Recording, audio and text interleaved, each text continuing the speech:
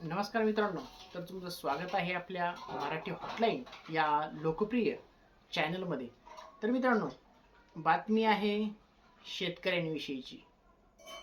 शेतकरी पात्र असूनही कर्जमाफीच्या यादीत जर नाव नसेल तर घाबरू नका, असं कृषी मंत्री भरणे यांनी सांगितलेलं आहे.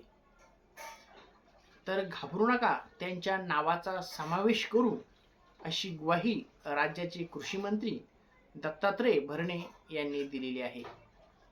पुढे ते असंही म्हणतात की यवतमाळ जिल्ह्यातील एका शेतकऱ्यानं यादीत नाव नसल्यानं ती घटना घडलेली आहे.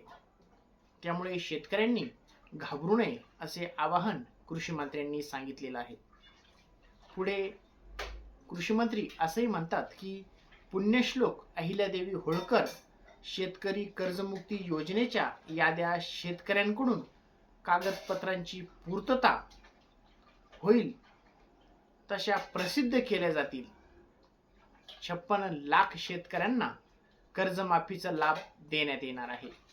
ही खरोखरच आनंदाची बातमी आहे. त्यामुळे जे शेतकरी कर्जमाफीसाठी पात्र आहेत त्यांची नावे यादीत नसतील, त्यांनी कागदपत्रांची पूर्तता केली की त्यांचं नाव यादीत येईल. त्यामुळे शेतकऱ्यांनी काळजी करू नये असे आवाहनही कृषी मंत्री भरणे यांनी केलेलं आहे. पुढे कृषी मंत्री भरणे यांनी कर्जमाफीच्या यादीबाबत माहिती दिली. शेतकऱ्यांनी कर्जमाफीच्या यादीची वाट पाहावी. जसजशी याद्यांसाठी कागदपत्रांची पूर्तता होईल तशी यादी प्रसिद्ध केली जाईल, असंही त्यांनी सांगितलं. पुण्यश्लोक तर कर्जमाफीची रक्कम कमी. पुण्यश्लोक अहिल्यादेवी होळकर शेतकरी कर्जमुक्ती योजनेत 2 लाख रुपयापर्यंत थकीत पीक कर्ज करण्यात येणार आहे.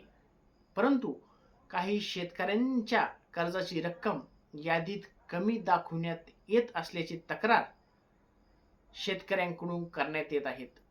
याबाबत शिवसेना आमदार कैलास पाटील यांनी प्रश्न उपस्थित केला आहे. यावर प्रतिक्रिया देताना कृषी मंत्री म्हणाले की शेतकऱ्यांचं 2 लाख रुपयापर्यंतची थकीत कर्ज माफ करण्यात येणार आहे.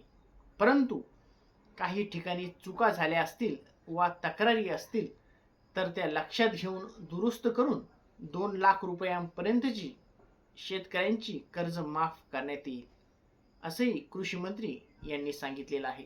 त्यामुळे शेतकऱ्यांनी घाबरून जायचं कारण नाही. कागदपत्रांची पूर्तता होईल तसं आपलंही नाव त्या यादीमध्ये येईल. तर या व्हिडिओविषयी तुम्हाला काय वाटतं हे कमेंट करून नक्की सांगा. तोपर्यंत धन्यवाद.